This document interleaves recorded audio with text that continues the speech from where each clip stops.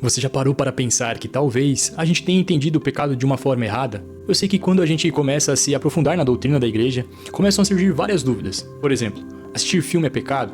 Ver uma série, ver um anime, jogar videogame, beber cerveja, ouvir músicas do mundo, jogar uma bola com os amigos, sair para um barzinho, isso é pecado? E no meio de tantas opiniões, isso acaba dando um nó na nossa cabeça. E sim, existem atitudes pecaminosas, mas também existem coisas que precisam de um discernimento. Esse assunto é muito mais profundo do que a gente imagina, e é justamente isso que eu quero refletir com você nesse vídeo. Quando eu comecei a estudar o que a igreja realmente ensina sobre o pecado, eu percebi que o assunto é muito mais profundo. Porque o pecado não é só uma lista de regras. Isso pode, isso não pode, envolve a intenção, liberdade, desejo, consciência, relacionamento e coração. E a definição do pecado pelo Catecismo da Igreja Católica é o seguinte: o pecado é uma falta contra a razão, a verdade, a consciência reta. É uma falta ao amor verdadeiro para com Deus e para com o próximo, por causa de um apego perverso a certos bens. Fere a natureza do homem e ofende a solidariedade humana. Foi definido como uma palavra, um ato, um desejo contrários à lei eterna. E aqui é importante a gente ressaltar, né? Deus não criou o mal, Deus criou tudo bom. Beleza. Mas então como que foi determinado que tal pensamento ou atitude, por exemplo, é pecado? Para responder isso, precisamos voltar lá no início, antes mesmo de Adão e Eva, pois antes mesmo da queda do homem, a própria criação já havia testemunhado uma ruptura, a queda de alguns anjos. Miguel e seus anjos tiveram de combater o dragão e seus anjos travaram o combate, mas não prevaleceram, e já não houve lugar no céu para eles. Foi então precipitado o grande dragão, a primitiva serpente, chamado Demônio e Satanás, o sedutor do mundo inteiro, foi precipitado na terra, e com ele os seus anjos. No início, Satanás era um anjo bom, criado por Deus. Essa queda aconteceu porque os espíritos que foram criados por Deus escolheram livremente rejeitar a ele, e ao seu reino de forma definitiva. Mas o que Satanás fez para ser expulso do céu? Na Bíblia não tem nenhuma passagem explícita falando disso, mas historicamente, muitos cristãos viram nas passagens de Isaías e Ezequiel imagens associadas à queda de Satanás. Esses textos falam diretamente de reis humanos, mas ao longo da tradição cristã, muitas passagens bíblicas são lidas também como figuras do adversário espiritual, porque a raiz do problema é a soberba, a criatura querendo ocupar o lugar do Criador, uma pretensão absurda de ser como Deus, e essa tentação se liga à inveja que põe a morte e a separação no mundo. Bom, e Adão e Eva? O Catecismo nos explica que o primeiro homem não só foi criado bom, mas também foi constituído em uma amizade com o seu Criador e em uma tal harmonia consigo mesmo e com a criação que o rodeava, que só serão superadas pela glória da nova criação em Cristo. O Catecismo nos traz que enquanto permanecesse na intimidade divina, o homem não deveria morrer e nem sofrer. Havia harmonia. O homem vivia em confiança com Deus, mas justamente porque o homem era livre, também existia a possibilidade de uma ruptura. E é exatamente nessa possibilidade que Satanás ataca o homem. E é isso que aparece no começo da Bíblia em Gênesis. A serpente era o mais astuto de todos os animais do campo, que o Senhor Deus tinha formado. Ela disse à mulher: é verdade que Deus vos proibiu de comer do fruto de toda a árvore do jardim? A mulher respondeu-lhe: podemos comer do fruto das árvores do jardim, mas do fruto da árvore que está no meio do jardim, Deus disse: vós não comereis dele, nem o tocareis, para que não morrais. Oh não, tornou a serpente, vós não morrereis. Mas Deus bem sabe que no dia em que deles comerdes,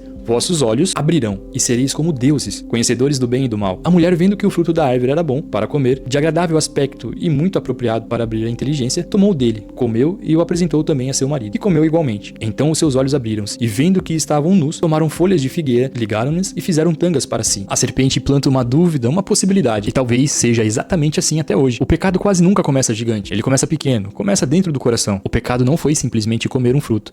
O fruto era o sinal visível de algo muito mais profundo. O homem prefere a própria vontade à vontade de Deus. Mas então surge uma outra dúvida. Se Deus sabia de tudo isso, por que não impediu o homem de pecar? E o próprio Catecismo nos explica isso. São Leão Magno responde: a graça inefável de Cristo deu-nos bem melhores do que aqueles que a inveja do demônio nos havia subtraído. E São Tomás de Aquino, que a natureza humana tenha sido destinada a um fim mais elevado após o pecado. Com efeito, Deus permite que os males aconteçam para tirar deles um bem maior. E São Paulo escreve: mas onde abundou o pecado, superabundou a graça. E mesmo diante da queda, Deus não abandonou o homem. A salvação para o homem já vem descrita desde o Gênesis capítulo 3, versículo 15. Porém ódio entre ti e a mulher, entre a tua descendência e a dela. Esta te ferirá a cabeça e tu lhe ferirás o calcanhar. E pelo Catecismo, depois da queda, o homem não foi abandonado por Deus. Ao contrário, Deus o chama e lhe anuncia de modo misterioso a vitória sobre o mal e o surgimento da queda. Esta passagem do Gênesis foi chamada de proto-evangelho, por ser o primeiro anúncio do Messias Redentor, a do combate entre a serpente e a mulher, e a vitória final de um descendente desta última. E em Romanos, capítulo 5, versículo 19. Assim como pela desobediência de um só homem foram todos constituídos pecadores, assim pela obediência de um só, todos se tornarão justos. Deus transforma a própria história da queda em uma história de redenção. Ok, Então entendemos a origem do pecado, e que na definição da Igreja Católica, pecado é uma ofensa a Deus, uma ruptura com o amor e uma desobediência à sua vontade. O homem, Adão e Eva, rompem a confiança com Deus, desobedecem, preferem a própria vontade à vontade dele, e a consequência disso é que toda aquela harmonia original se perde. Então agora existe dentro do homem uma desordem, ele não é mais capaz de fazer o bem, amar ou ter uma caridade em total plenitude, como ele poderia se não tivesse rompido essa relação com Deus. Ele acaba tendo agora essa inclinação ao pecado. A igreja chama isso de concupiscência. E São Paulo descreve isso em Romanos capítulo 7, versículos 19. Não faço o bem que queria, mas o mal que não quero. E para termos uma ideia do que seria essa tendência, podemos pegar um simples exemplo. Pensa no teu colega de trabalho. Ele acaba ganhando uma promoção. Você fica feliz por ele, você fica contente por ele, pela sua promoção. Mas lá no fundo talvez surja um sentimento, uma ideia de que, poxa, poderia ter sido eu. Nossa, eu trabalho tanto e não sou valorizado. Então acaba até que meio que surgindo um sentimento de inveja, algo ruim. Então, querendo ou não, nós não temos mais a capacidade de estarmos felizes plenamente pelo outro, neste caso, por exemplo. Então, nós sempre teremos essa tendência, os sentimentos ruins, as coisas ruins, devido ao que aconteceu no passado. Quando a gente quer perdoar alguém, mas acaba alimentando o orgulho, quer se aproximar de Deus, mas se perde em vícios, distrações e desejos. Ou seja, existe uma batalha acontecendo dentro do próprio homem. E talvez seja neste ponto que começa todo o drama da humanidade. Então, se o pecado não é mais uma história distante, mas uma realidade que atravessa todo o ser humano, surge uma pergunta inevitável. Como saber quando algo é pecado? Porque quando a gente fala de pecado, muita gente reduz tudo apenas uma lógica de isso pode e isso não pode. E é claro, a igreja reconhece que existem atos objetivamente pecaminosos. Por exemplo, em Gálatas capítulo 5, versículos 19 a 21, diz: as obras da carne são estas: fornicação, impureza, libertinagem, idolatria, superstição, inimizades, brigas, ciúmes, ódio, ambição, discórdias, partidos, invejas, bebedeiras, orgias e outras coisas que são semelhantes. Dessas coisas vos previno, como já vos preveni. Os que a praticarem não herdarão o reino de Deus. E ao mesmo tempo, Jesus mostra que o pecado não se resume apenas ao ato exterior.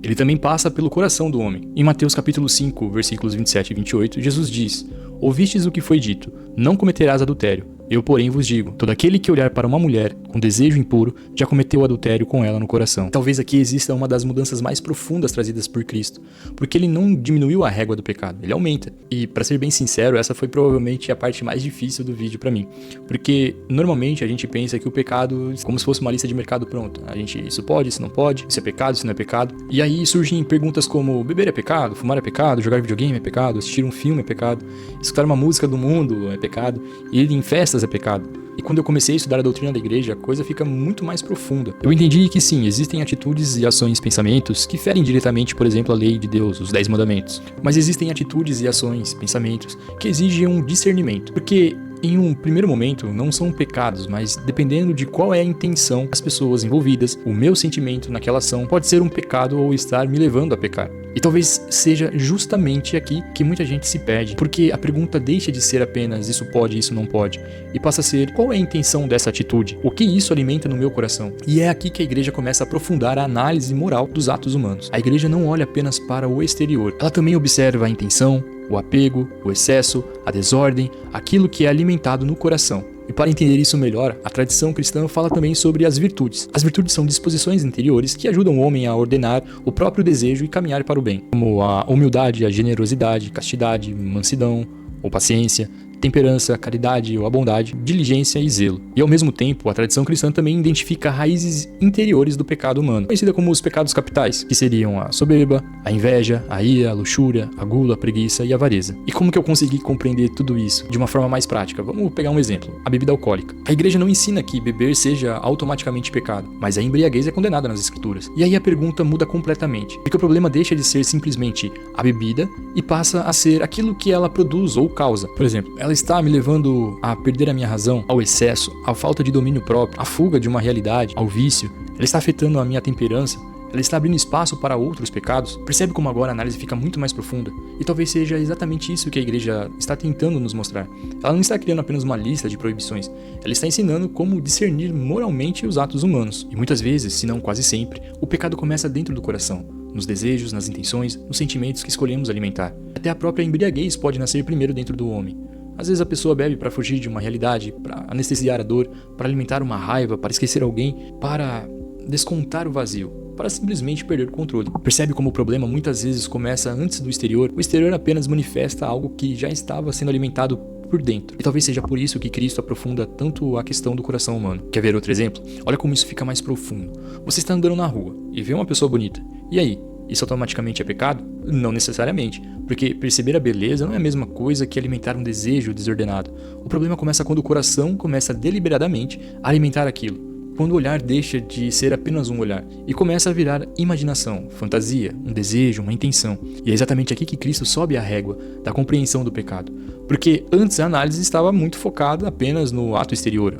A pessoa cometeu um adultério, por exemplo. Mas Jesus nos ensina em Mateus capítulo 5, versículo 28, eu porém vos digo, todo aquele que lançar um olhar de cobiça para uma mulher, já adulterou com ela no coração. Beleza, Piccolo, mas então tudo é discernimento? Sim e não, porque o certo e o errado existem, mas o pecado normalmente não aparece do nada. Existe um caminho interior que vai desordenando o coração humano. Por exemplo, uma pessoa bebe até se embriagar, pega o carro, bate e machuca outras pessoas. A embriaguez já é uma desordem. Pegar o carro nesse estado coloca a própria vida e a vida de outros em risco. E se as outras pessoas são feridas, a gravidade da situação aumenta ainda mais. Por isso que a igreja não olha apenas para o ato isolado. Ela olha para o mapa da situação. Por que a pessoa bebeu até esse ponto? Ela sabe o que ela estava fazendo? Ela escolheu isso livremente?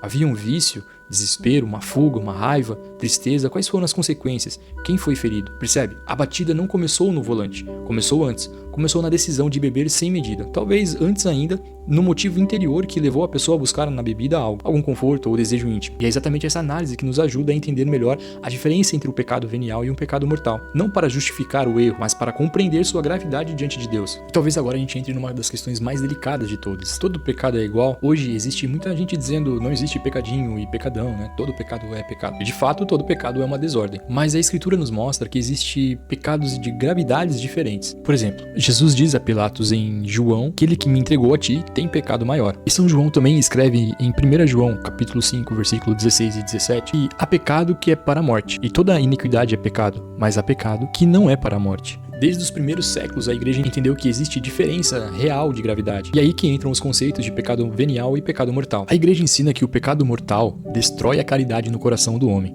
por uma violação grave da lei de Deus, e o afasta de Deus, que é seu fim último, escolhendo um bem inferior. E já o pecado venial deixa a caridade existir, embora a ofenda e a fira. No contexto do catecismo, caridade não é só uma boa vontade ou um sentimento, é a virtude teologal pela qual a pessoa ama a Deus acima de tudo e ao próximo por causa de Deus. Em outras palavras, a igreja ensina que caridade é o amor verdadeiro a Deus acima de tudo e o amor ao próximo por causa desse amor a Deus. O pecado venial, segundo o catecismo, comete-se um pecado venial quando não se observa em matéria leve a medida prescrita pela lei moral, ou então quando se desobedece à lei moral em matéria grave, mas sem pleno conhecimento ou sem pleno consentimento. Em outras palavras, o pecado venial não rompe totalmente a amizade com Deus, mas ofende, fere e enfraquece. Como o coração humano pode ir sendo disposto pelo hábito ao que é mais grave, o venial repetido e não corrigido pode favorecer uma queda maior. Em outras palavras, o pecado venial não rompe totalmente a amizade com Deus, mas ela ofende, ofere e enfraquece. E como nós temos essa inclinação ao pecado, se a gente acaba se acostumando com esse pecado venial, ele pode sim se tornar algo muito mais profundo e até virar um pecado mortal. Você quer um exemplo de um pecado venial? Você que está assistindo esse vídeo, você está curtindo e achando interessante o tema, mas não curtiu ainda e nem compartilhou. Deus está vendo sua omissão. Nós vamos pegar um exemplo concreto. A mentira. Você dizer que não quer sair porque já tem outro compromisso, mesmo que não seja verdade. Se a gente se acostuma a fazer isso, nosso coração acaba se acostumando com essa atitude que ofende, fere e enfraquece a relação com Deus. E isso é extremamente perigoso. Já o pecado mortal, quando há uma ruptura radical. O catecismo ensina que, normalmente, 3 condições precisam existir ao mesmo tempo para que exista um pecado mortal. Precisa ter matéria grave, pleno conhecimento e pleno consentimento. Então, por exemplo, matéria grave. Atitudes que ferem gravemente as ordens de Deus. Lá em Marcos, capítulo 10, versículo 19, nós temos Jesus falando para o jovem rico, né? Não mates, não cometas adultério, não roubes, não levante falso testemunho, não defraudes ninguém, honra teu pai e tua mãe. Pleno conhecimento, a pessoa sabe que aquilo é pecado, que é contrário à lei de Deus. E pleno consentimento, a pessoa escolhe conscientemente aquilo como uma opção pessoal. E talvez um exemplo nos ajude a entender isso um pouco melhor. Imagine alguém que trabalha administrando dinheiro público. Essa pessoa sabe que roubar é uma transgressão da lei de Deus. Fere o 7º mandamento, né? Não furtarás. Ela sabe que aquilo é errado e mesmo assim, de forma consciente, escolhe continuar desviando dinheiro para benefício próprio. Percebe como aqui aparece claramente as três condições? Existe matéria grave, existe plena consciência de que aquilo fere a lei de Deus e existe o pleno consentimento, ele deseja aquilo. E é justamente isso que a igreja entende como uma situação de pecado mortal. E ao mesmo tempo a igreja também reconhece que existe diferença de grau da gravidade entre os pecados. O catecismo explica, por exemplo, que um assassinato possui uma gravidade maior que um roubo e até mesmo a condição das pessoas envolvidas aumenta a gravidade moral daquele ato. Por exemplo, uma violência contra os próprios pais possui uma gravidade maior que contra um estranho. E a igreja também observa a gravidade, a consequência, a intenção do dano causado e a liberdade do indivíduo no presente momento. O catecismo ainda fala sobre a ignorância involuntária, que é quando a pessoa realmente não compreende plenamente a gravidade daquilo que está fazendo. A ignorância afetada, que é quando a pessoa no fundo já percebe que aquilo é errado, mas escolhe continuar ignorando, evitando a verdade e endurecendo o próprio coração. E o catecismo também fala do pecado por malícia, quando o homem escolhe deliberadamente o mal, não por fraqueza, mas porque quer aquilo. Percebe como a análise moral vai ficando muito mais profunda? A igreja não apenas olha para o que aconteceu ou não aconteceu. Aqui é que começamos a entender a profundidade da moral cristã. A igreja não relativiza o pecado, mas ela também não reduz a moral a uma simples lista de regras. Então, a gente poder tentar entender a real consequência do pecado mortal, o catecismo nos diz: o pecado mortal é uma possibilidade radical da liberdade humana com o próprio amor. Acarreta a perda da caridade e a privação da graça santificante, isto é, do estado de graça. Se este estado não for recuperado mediante o arrependimento e o perdão de Deus, causa uma exclusão do reino de Cristo e a morte eterna no inferno, já que nossa liberdade tem o poder de fazer opção para sempre, sem regresso. No entanto, mesmo podendo julgar que um ato é em si falta grave, devemos confiar o julgamento sobre as pessoas, a justiça e a misericórdia de Deus. Ou seja, a igreja não condena ninguém ao inferno.